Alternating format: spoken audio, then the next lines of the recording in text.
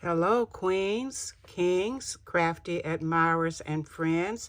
Jacqueline Haley here, Hand of the Queen, coming on today with Make It Monday folio that I have hand designed and crafted. I was inspired by, of course, our group leader, Etta, for the folio. I tried using one of her descriptions of how to fold and cut your paper. However, I don't know. I don't do well with a lot of instructions. I don't know what I did, you all. But I had a large piece of 12 by 12, and I was trying to save the image. There was an image in one corner. So I ended up having to cut where the fold should have been. And I don't know, it just went in another direction. But at any rate, here is my front of my folio. I used some curtain tassel trim at the bottom.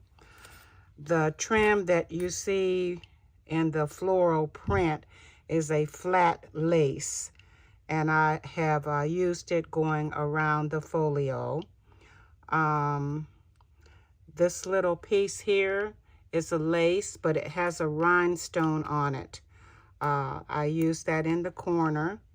I used very small flat back pearls. You know, I always use my flat back pearls most of the time.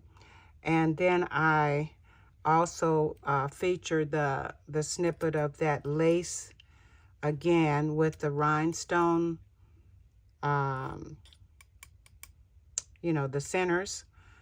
And I I made a flap, and there is a piece of vintage beige lace that I put on the flap, and it opens. You can write on either side, and also underneath that is a tuck spot where I have a small tag that you can write on as well. So that just tucks up under there. All right, and then we open it. Hope I'm in frame. We open it, and then when we open it, we have on this side a large flocked velvet scrapbooking paper pocket. You can see again the lace, and then I have a tag. It is on flocked velvet. You can't tell from seeing it, but the paper is flocked. And then we have this little section here. I have a royal blue velvet strip running across the top, and then I have a lace flip. It flips. You can write here, and then it flips again. And here is a pocket at the bottom that was taken from a snippet of vintage writing paper. And then I have tickets inside. So that's what we have for that section. We turn it over. We have another pocket here. And then we have another flocked velvet tag with the rhinestone lace. I don't know what you call it, a ring, I guess, a ring. And then on this side, we have here at the bottom, I used a triangle of that beige vintage lace. I applied some roses I cut from something. I have 3 of those. And here is a tag again. So that goes in the bottom, slips in that little lace triangle pocket. And here is the image that I was trying to save, which kind of threw me off. So I ended up cutting and where I should have been folding or whatever, trying to follow Etta's video, and it went in another direction, y'all. It went viral. So this is what I what I ended up with. All right. And I forget who this scrapbooking paper line is from. All right, and then we turn it over to the back. And on the back, we have the strip of the lace with the rhinestone circles again. We have a small flock velvet pocket here at the bottom. And then we have this tag. I don't remember the paper line on this either. I believe it was a digital, but I don't remember who it was by. It's been a long time since I used it, and it was in my scrap pile. So we have that tag for writing. That basically describes it, what I did. You know, when you start making these folios, all kind of different ideas pop up when you're doing it. At least it does for me.